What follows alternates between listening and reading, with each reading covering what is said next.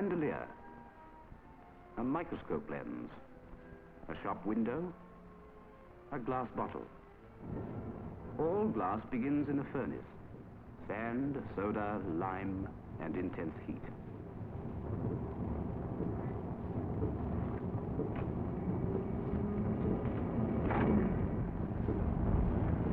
At St. Helens, Lancashire, this machine works night and day to produce a continuous strip of polished plate glass. Invented and developed in Britain, it is one of the largest and most up-to-date of its kind.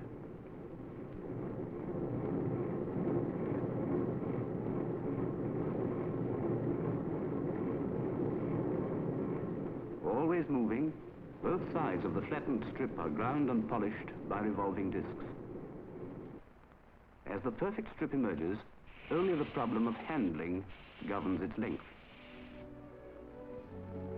For Britain's 1951 festival, a sheet of this glass 8 feet by 50 feet was made, the largest in the world.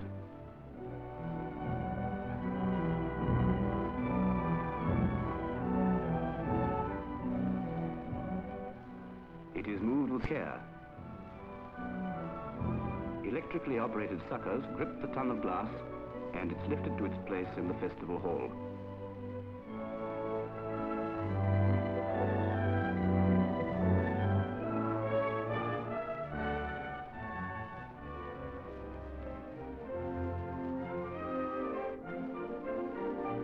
One of the oldest uses of glass is for stained glass windows. The designers who carry on this ancient craft must have an intimate knowledge of traditional design and heraldic symbols. The art of stained glass, whose secrets were half lost for 2 centuries, has received a new impetus in Britain today.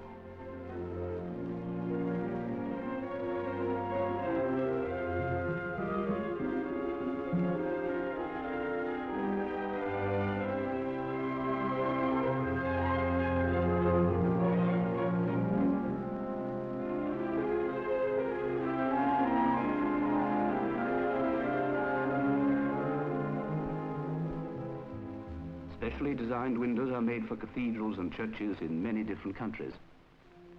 This memorial window for the men of the British 8th Army who fought in North Africa has been placed in Cairo Cathedral.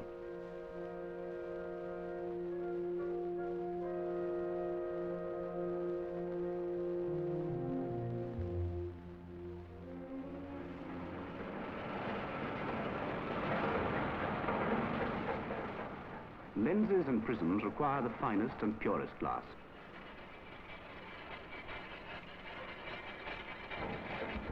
One method of making optical glass is to prepare the molten metal in a crucible, which is poured into a mold and slowly cooled.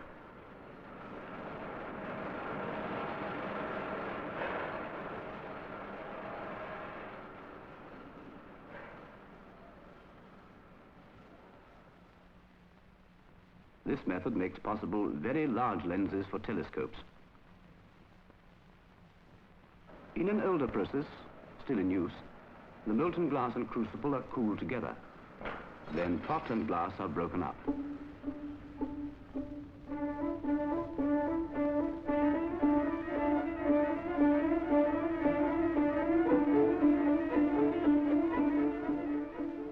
Each fragment of glass is carefully examined for flaws. Selected pieces are reheated and molded. The quality required is so high that out of the whole pot of molten glass with which the process began, perhaps only a quarter will be used. The latest method for making special optical glass involves a pot lined with platinum. Still in the experimental stage, this produces optical glass free from any impurity.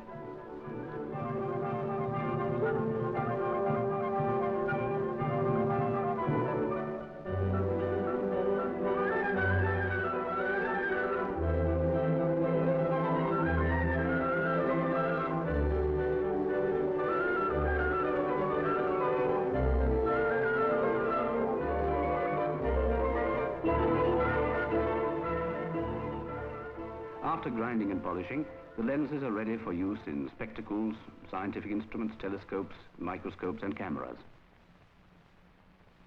In this new color camera, both prism and lens are flawless and precise. Similar British lenses are used in most Hollywood cameras. Prisms for lighthouse lanterns also require absolute precision.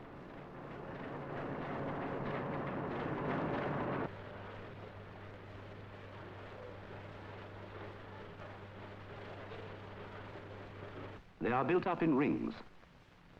Use of internal reflection as well as refraction produces the greatest possible concentration of light.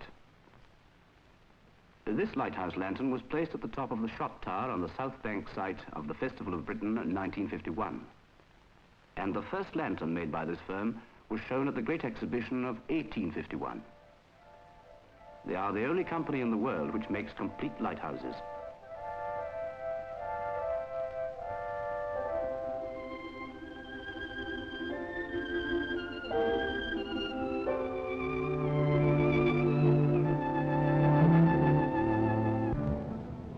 The uses of glass are innumerable. Many of the glass objects we use every day are mass-produced by incredibly complex machines. An electric bulb-making machine can turn out up to 600 bulbs a minute. Decorative objects in molded glass are also mass-produced.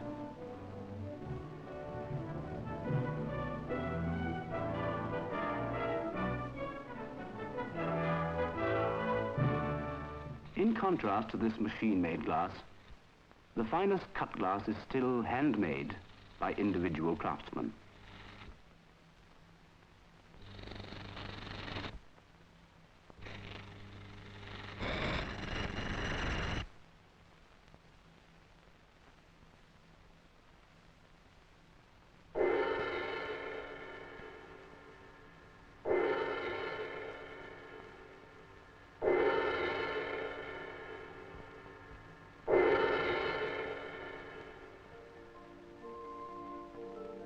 For the most delicate type of glassware, we must go to the ancient art of glass blowing, which has not changed in essentials for 1,000 years.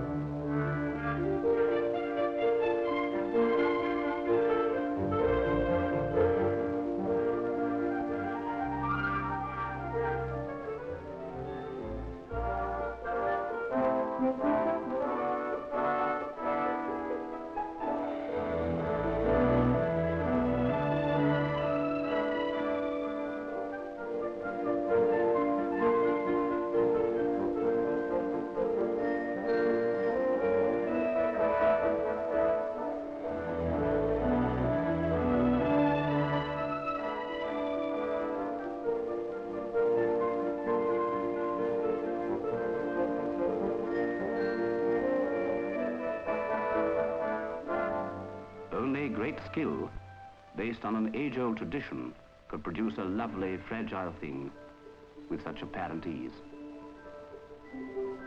Glassware like this, destined for the table of a British embassy, is itself an ambassador, a symbol of the range and beauty of British glass.